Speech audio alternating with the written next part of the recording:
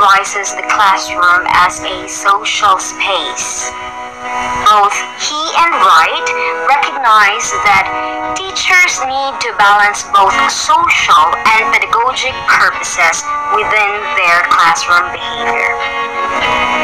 Tudor notes that classrooms are also social environments where language lessons can be understood as social events based upon social relationships and social interaction. Teacher authority is derived from two different factors. First is social and institutional position. A teacher can give orders because plainly he or she is the teacher. For example, the teacher can say, "Do this because I tell you and I am your teacher."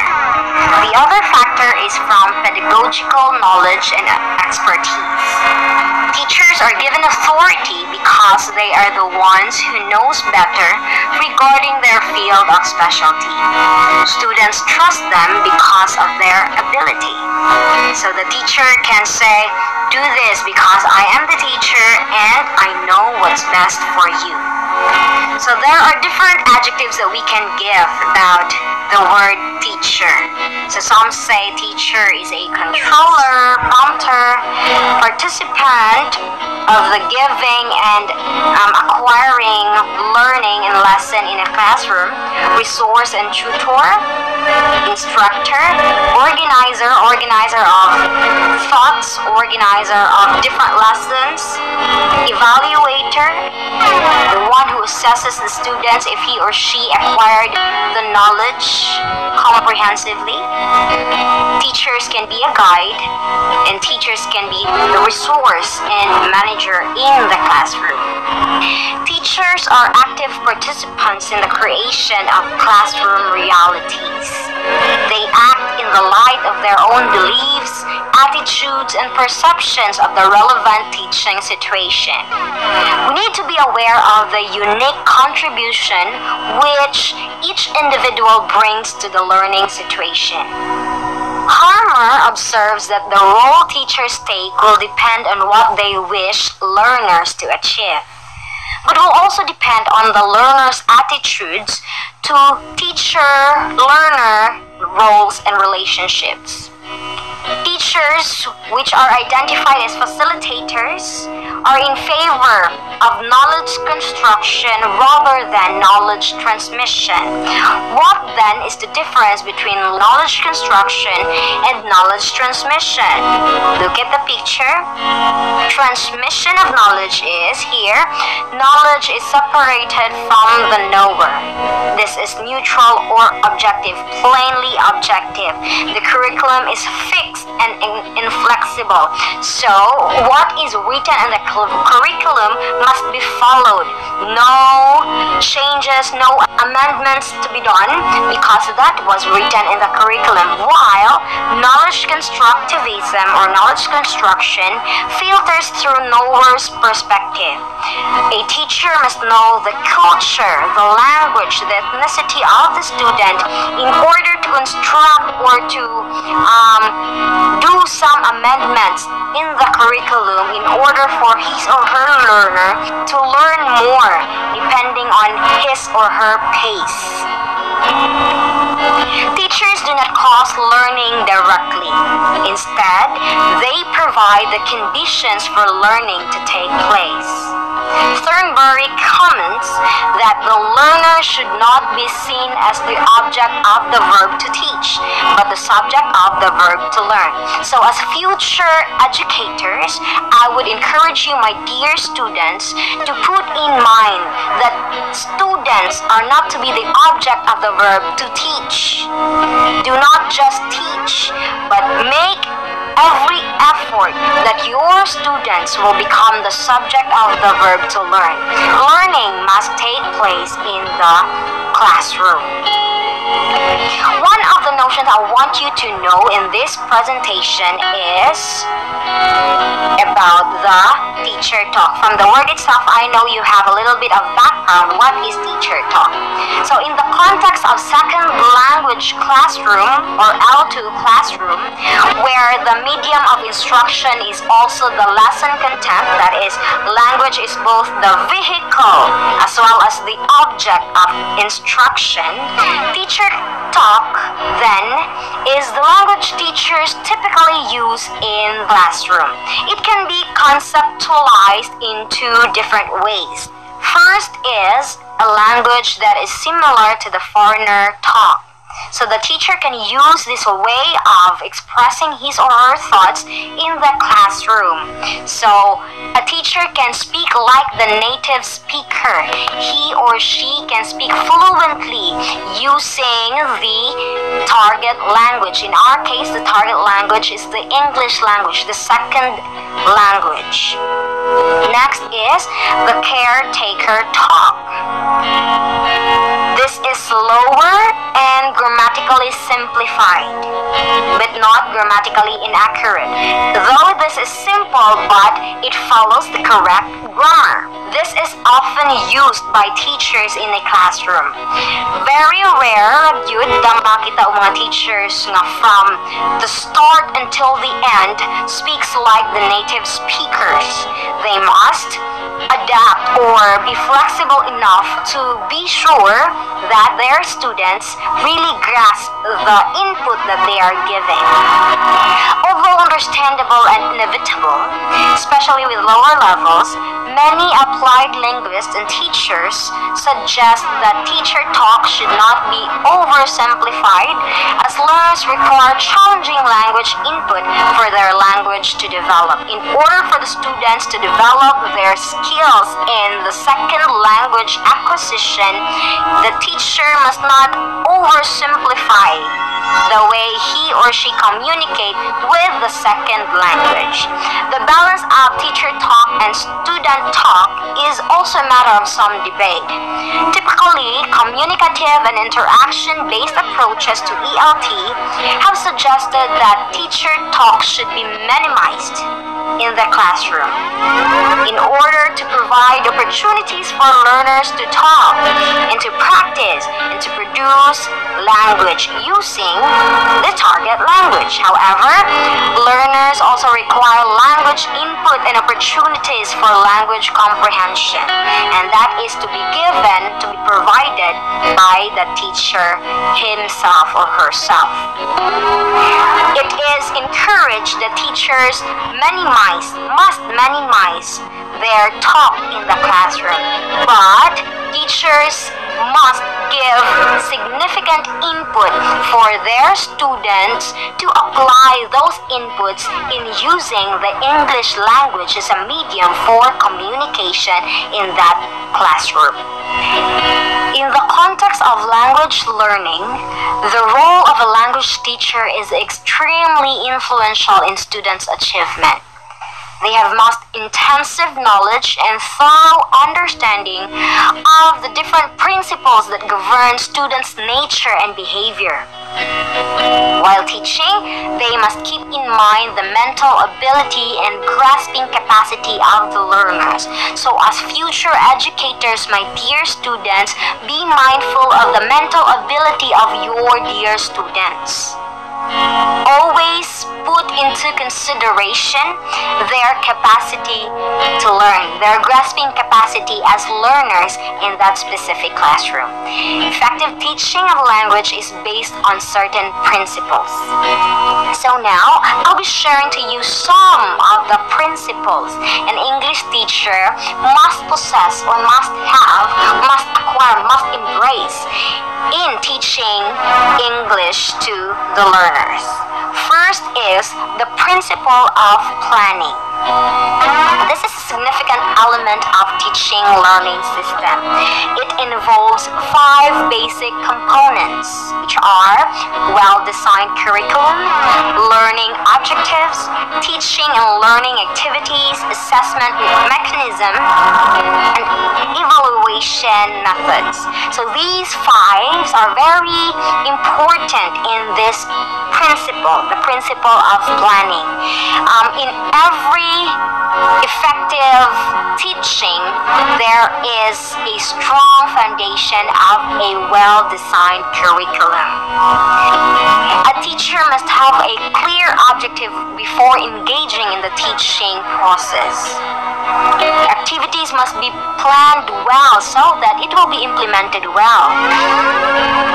A teacher must think of a proper assessment that will really assess the acquisition of the different students he or she is having in that specific classroom.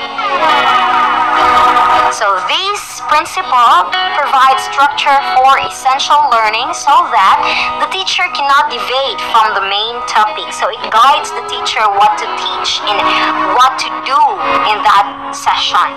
It helps the teacher to know aims and objectives of the course so that he or she can be organized to complete the syllabus in the given time frame.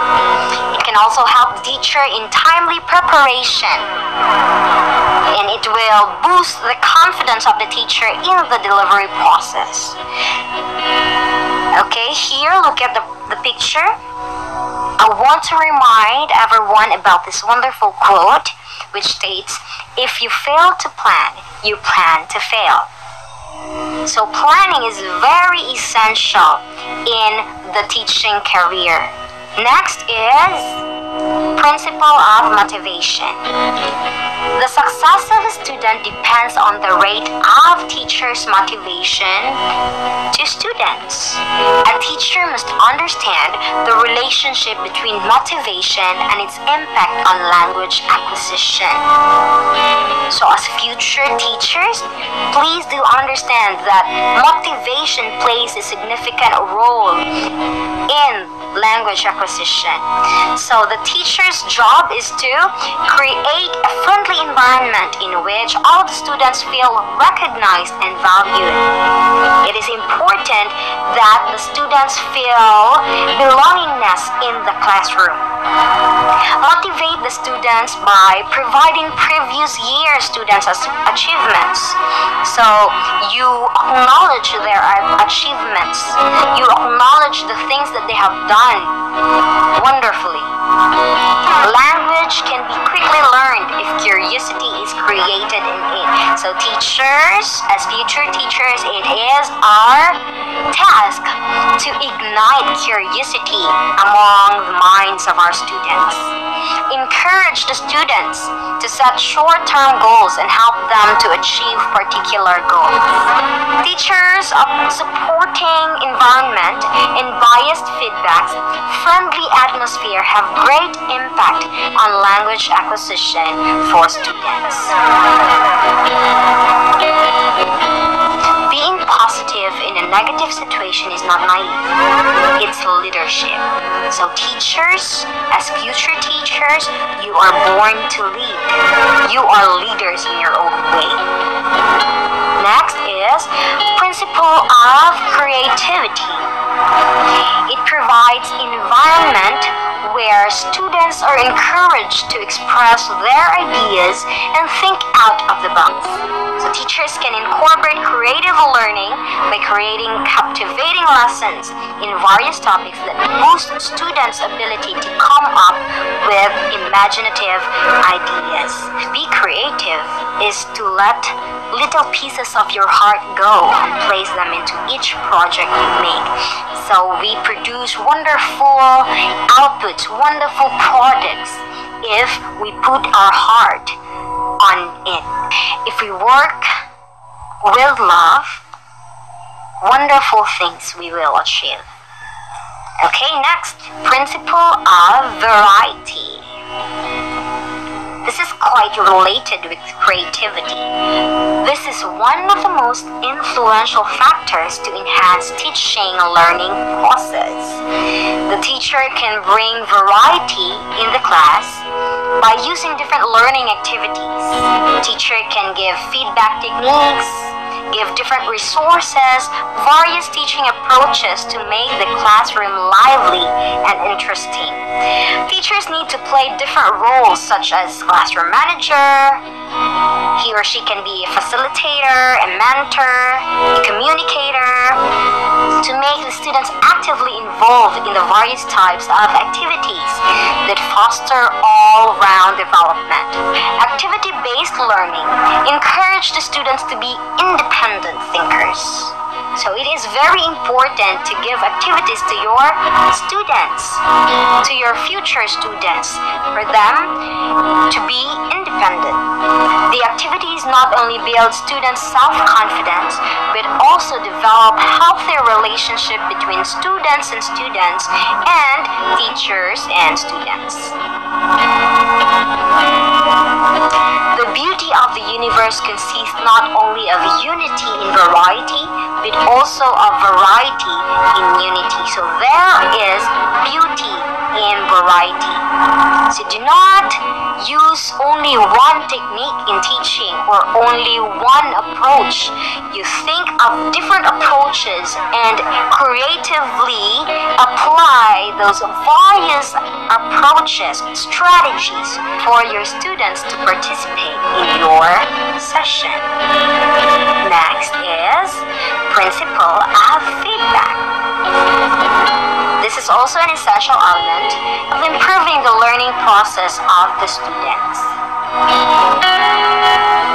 This is acknowledged as a vital approach to facilitate students' development as independent learners in order to monitor, evaluate, and regulate their own learning. It enhances learning and improves students' outcomes. The more you give feedback, the more they learn something essential. This is an important skill for teachers in higher education because it gives a major influence on the quality of the learning process. It can be delivered orally or in written form. Please take note of these. Through proper feedback, students are able to get guidance and opportunities for improvement by acknowledging their drawbacks. Everybody says mistake is the first step of success, but the real fact is correction of mistake is the first step of success. So that is why it is very important that we are corrected with our mistake, because if we always commit mistakes but not corrected by those mistakes, then we will not learn something from it. But if there is a correction done, then that is the first step for us to grow as a person, to grow as a learner, and to grow as an individual. Next, principle of sympathy and cooperation. Teachers should provide encouragement and promote courteous behavior in the classroom. In case of classroom disagreements, teachers should cultivate an unbiased outlook and makes a decision based on the best interests of all. Unity is strength. When there is teamwork and collaboration, wonderful things can be achieved. So the teacher takes a great part in building cooperation, collaboration, teamwork among the students. So a teacher must not be biased in his or her decision. He or she shall promote unity in the classroom. Okay, next, principle of self-learning. From the word itself, self-learning. So this is a student-centered learning. In a student-centered learning environment, the teacher can lay the foundation for independent thinking and problem-solving skills. Opposite of self-learning is spoon-feeding. What is spoon-feeding? This is a traditional method of teaching in the classroom. It primarily consists of teacher-centered style where the instructor provides the students with all the information they need to know. Here, instructors express exactly what they wish to teach. What the students need to do in this spoon-feeding strategy is just to copy notes, memorize the material, and be very sure to pass the exam. That is the only goal in this spoon-feeding strategy. Students become passive learners because they just memorize or they just copy notes. and they do not take any responsibility for their own learning and eventually forget what they learned when the course is completed. I know some of us can relate with this one. When we only do the memorizing, after the test, oh, goodbye knowledge, goodbye inputs. But if the student is motivated to do the self-learning and to have the clear goal of learning, then he or she will have a quality knowledge acquisition. So di ra niya malimtan dayo ng iyahang memorize, since the goal there is to learn and not to just know the input. Look at the picture. If you want to be powerful, educate yourself. So if you want to grow as an individual with proper knowledge and skills, then start educating yourself. Start to learn by your own and work by your own. Next is principle of group dynamics. Teachers should encourage students to participate in group activities. Teacher must monitor that everyone is actively participating in group assignments because that will promote a competitive spirit, not the bad one, but a friendly competition in the classroom.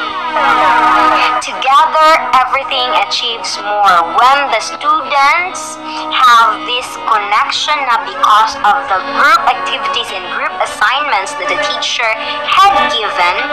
They will work together and will achieve more things compared when they work in isolation. It stimulates enthusiasm so that students get more knowledge or language practice, as most of the activities are done in pairs or in groups. Since this is a language classroom, the students must apply speaking the language during different activities. These group activities also develop confidence and independent thinking skills among students. Next one, and the last one, the principle of drill and practice. As Palmer says, language learning is essentially a habit-forming process, a process during which we acquire new habits. When students are learning a foreign language, they need sufficient practice and drill to do away with mother tongue, since the sounds of the new language is different from those of mother tongue.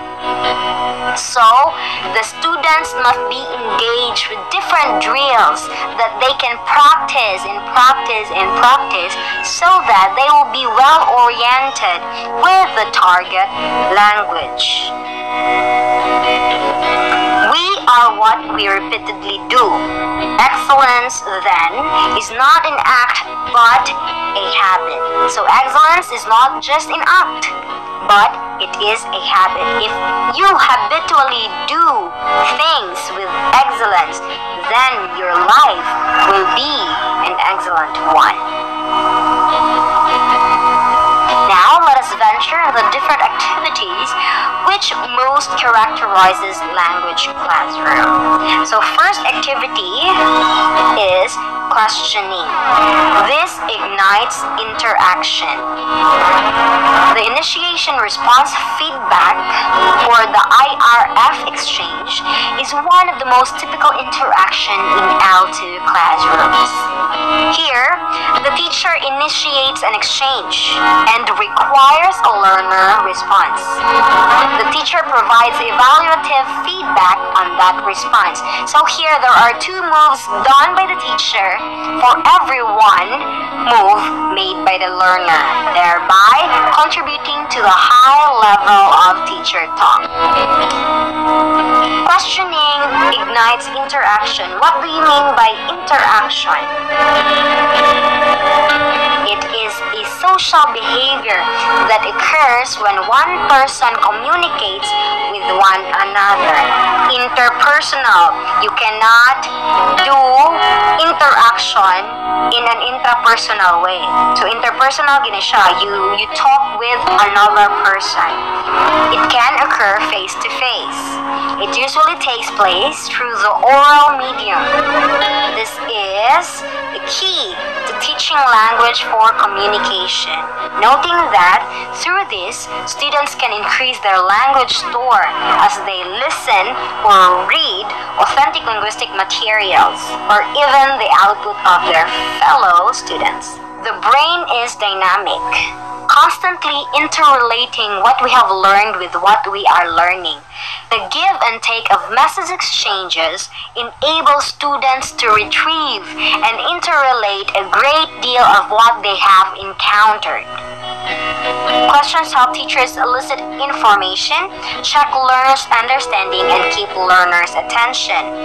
So, based on my experience, when I can observe that the student is not that attentive in listening, I will try to construct a question that will address to that person so that that student will be attentive again to listen to what I'm saying in front. So, questions play a very significant role in the teaching and learning process. It also provides learners with a language practice opportunity when they answer. So the moment I ask questions and that student answer me with the use of English language, that student is trained to apply the things he or she had learned using the English language. It fulfills a clear pedagogic purpose and also enables teachers to exert control over learners. Teachers need to consider not only the quantity of teacher and learner talk, but also its quality. Apart from the generic functions of questions, different types of questions generally lead to qualitatively and quantitatively different responses from learners. Some questions thus leading learners to work harder with the language. So there are different types of questions. First type is the closed and open questions. Questions with only one acceptable answer, usually factual, are considered closed, whereas questions with a range of possible answers, usually reasoning questions, are called open. So Chu suggests that closed questions are more restrictive or less likely to engage continuing interaction than open questions. So the next one is display and referential questions. Noonan and Lamb defined referential questions as those to which the asked does not know the answer. These are questions which are genuinely information seeking. Chu notes that referential questions are more likely to lead to genuine communication in the classroom, while Noonan suggests that referential questions also result in learners using more complex language. Ellis defines display question as one designed to test whether the addressee has knowledge of a particular fact or can use a particular linguistic item correctly. Among these two different questions, it is important to ask referential questions. Why? Because learners tend to give longer answers than they do to display questions. Learners will be less willing to answer questions if their teacher's purpose is always to test knowledge. So if you ask questions that will ignite their critical thinking skills, then the students will have the willingness to answer the question sincerely. The use of appropriate questioning strategies requires an understanding of the function of a question in relation to what is being taught. The role of the teacher is to make knowledge accessible to students.